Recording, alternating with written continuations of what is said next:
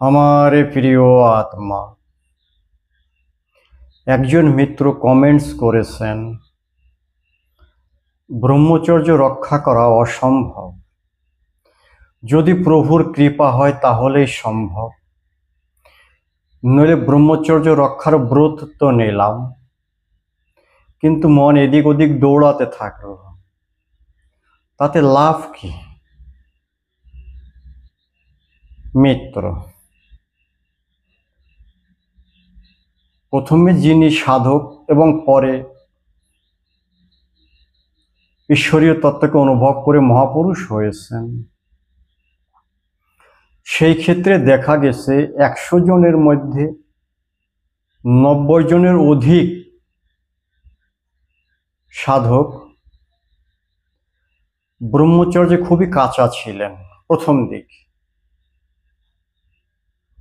কিন্তু পরবর্তীতে তারা ধীরে ধীরে ব্রহ্মচর্যের সাহায্যে পরম গতি প্রাপ্ত করেছেন।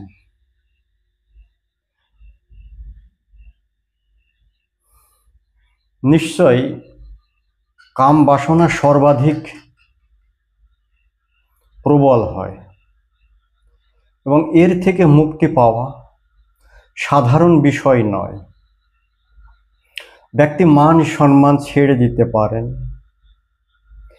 ব্যক্তি জয় পরাজয়ও ছেড়ে দিতে পারেন, অর্থাৎ মানসিক যত রকমের সমস্যা হতে পারে তার থেকে তিনি মুক্ত হতে পারেন, কিন্তু শারীরিক যে উপাদান দ্বারা এই শরীরটা গঠিত হয়েছে সেটা কিন্তু আমাদেরকে একটু বেশিই ডিস্টার্ব করে। অর্থাৎ ব্রহ্মচর্য পালন সব থেকে কঠিন, কিন্তু দেখা গেছে অভ্যাস এবং বৈরাগ্য দ্বারা সব কিছুই প্রাপ্ত করা সম্ভব। ভগবান শ্রীকৃষ্ণ গীতাতে বলেছেন, হে অর্জুন, অভ্যাস এবং বৈরাগ্য দ্বারা শরীর এবং মনের সমস্ত প্রকার বিকার নষ্ট করা সম্ভব। এখানে অভ্যাস অর্থাৎ নিরন্তর প্রয়াস। বৈরাগ্য শব্দের অর্থ হচ্ছে আমরা যেটা পেতে চাই, যেটা পাওয়ার জন্য আমরা সংকল্প এবং সাধনা করছি, সেটা পাওয়ার মধ্যে যে বাধাগুলো আছে সেই বাধাগুলোর থেকে আমাদেরকে বেরিয়ে আসতে সাহায্য করে যে উপায়গুলো, তাকে কিন্তু আমরা বৈরাগ্য বলে থাকি। একদিকে বৈরাগ্য আর আরেকদিকে অভ্যাস। অভ্যাসের গতি ধীরে গতি হোক, যেমন কচ্ছপের মতো গতি হোক, কিন্তু অনবরত চলতে হবে। সবসময় মনে রাখতে হবে আমি একজন সাধক। ব্রহ্মচর্য তখনই নষ্ট হয় যখন আমরা সাধক হিসাবে না দেখে একজন গৃহস্থী হিসাবে দেখি, নিজেকে একজন কামনাযুক্ত পুরুষ হিসাবে দেখি, তখন এই সমস্যাগুলো হয়। কিন্তু কন্টিনিউ যখন আমরা এই বোধটাকে জাগ্রত রাখি যে আমি একজন সাধক, ঈশ্বর প্রাপ্তি অর্থাৎ সত্যটাকে প্রাপ্ত করাই একমাত্র লক্ষ্য, জীবন মৃত্যুরূপ যে দুঃখ তার থেকে মুক্ত হওয়ার জন্য আমরা যারা প্রয়াসরত, তারা কিন্তু ব্রহ্মচর্যের অভ্যাসটা ধীরে ধীরে পাকা করে নিতেই পারেন। প্রত্যেক ব্যক্তি এটাই দেখেন কিভাবে আমাদের লাভ হবে জীবনে, যে কাজগুলো করলে আমাদের পরবর্তী জীবন আনন্দময়, সুখময়, শান্তিময় হবে। প্রত্যেক বুদ্ধিমান ব্যক্তি কিন্তু সেই প্রয়াসই করে থাকেন। অতএব সমস্ত প্রকার বন্ধন থেকে মুক্ত স্থিতি, যেটা সর্বোচ্চ স্থিতি, জন্ম মৃত্যুর বন্ধন থেকেও মুক্ত, তিনি অমর হতে চাচ্ছেন, তার জন্য তো ব্রহ্মচর্য পালন অবশ্যই করতে হবে। যদি ব্রহ্মচর্য পালন করার ফলে সর্বশ্রেষ্ঠ তত্ত্ব, সর্বশ্রেষ্ঠ ধন আমাদের হাতে আসে, তাহলে কিন্তু আমরা অবশ্যই চেষ্টা করব। অতএব আমাদের সবসময় লাভের দিকে দৃষ্টি দিতে হবে। কামনা বাসনাযুক্ত মন কামনা বাসনার দ্বারা যখন সমস্ত শক্তি নষ্ট করে ফেলে, তখন যে কি কষ্ট তার শারীরিক এবং মানসিক তিনিই জানেন, যিনি সমস্ত শক্তিটাকে নষ্ট করে ফেলেছেন। এবং এমনও সাধক আছে যিনি সমস্ত শক্তি একসময় নষ্ট করে ফেলেছিলেন, কিন্তু যখন তিনি বুঝতে পারলেন খুবই দুঃখপূর্ণ একটা জীবন তিনি উপহার রূপে পেয়েছেন সমস্ত ব্রহ্মচর্য শক্তি নষ্ট করার ফলে, তখন কিন্তু তিনি প্রতিজ্ঞা নিলেন, আমি এখন আর এটা নষ্ট করব না। সেখান থেকে অনেক সাধক ব্রহ্মচর্যকে রক্ষা করতে পেরেছেন এবং পরম সিদ্ধি পরমাত্মারূপ পরম শান্তি পরমানন্দ কিন্তু তিনি পেয়েছেন। অতএব মিত্র, হাল ছেড়ে দিলে হবে না। সর্বোচ্চ জিনিস পেতে গেলে একটা সর্বোচ্চ ত্যাগেরও প্রয়োজন হয়।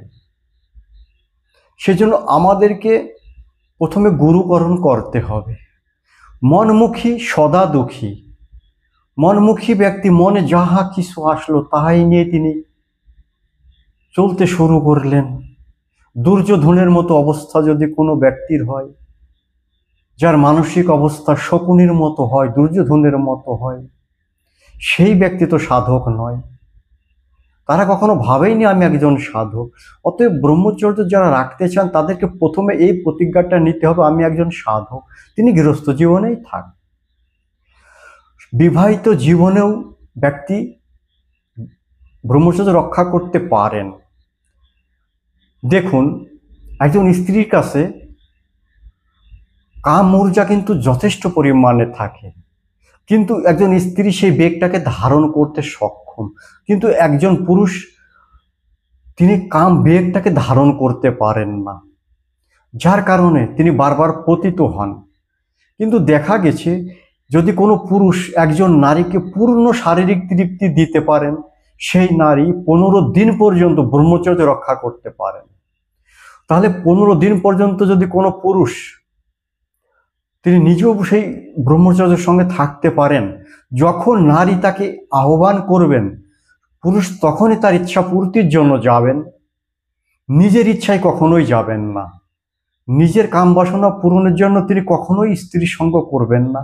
যদি কোনো পুরুষ এইরকম প্রতিজ্ঞা নিয়ে থাকেন, তখন এটা খুবই সহজ হয়। এবং এমন কিছু উপায় আছে, এমন কিছু যোগ পদ্ধতি আছে, যদি কোনো পুরুষ বা স্ত্রী সেগুলো অবলম্বন করে থাকেন, তিনি পতিপত্নীর মিলন সেখানে হবে, কিন্তু শক্তি সেখানে নষ্ট হবে না। যতটা শক্তি নিয়ে তিনি গিয়েছেন তার থেকে বেশি শক্তি নিয়ে তিনি আবার ফিরে আসবেন সেই স্থল থেকে যেখানে সাধারণ ব্যক্তি শক্তির নাশ করছেন, একজন যোগী সেইখানে অবস্থান করে শক্তির বৃদ্ধি করেন। তার জন্য বাউল সম্প্রদায় আছে, গোসাই সম্প্রদায় আছে এবং অনেক সিদ্ধ গুরুমূর্তিও আছেন যারা সাধক সাধিকা একসঙ্গে থেকে সাধনা করেন। প্রত্যেক সাধকের উচিত যারা গৃহস্থী জীবনে আছেন তারা তাদেরকে গুরু হিসাবে স্বীকার করে এই পথটা যেন তারা অবলম্বন করেন। তাহলে একদিকে বাসনা থেকেও মুক্তি পাবেন, অন্যদিকে তিনি ব্রহ্মচর্য রক্ষা করতে করতে পরম শান্তি এবং পরম আনন্দের জগতে চলে যাবেন।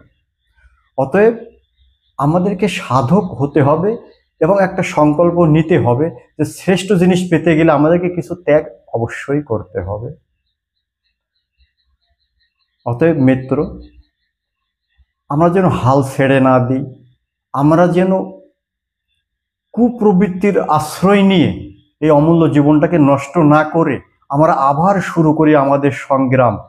শুদ্ধ অন্তঃকরণ আমরা যেন প্রাপ্ত করতে পারি এবং তার পরবর্তী জীবনের জন্য আমরা পরম শান্তি পরমানন্দ প্রাপ্ত করতে পারি। আপনারা সবাই সুস্থ সুন্দর থাকবেন। জয় গুরু।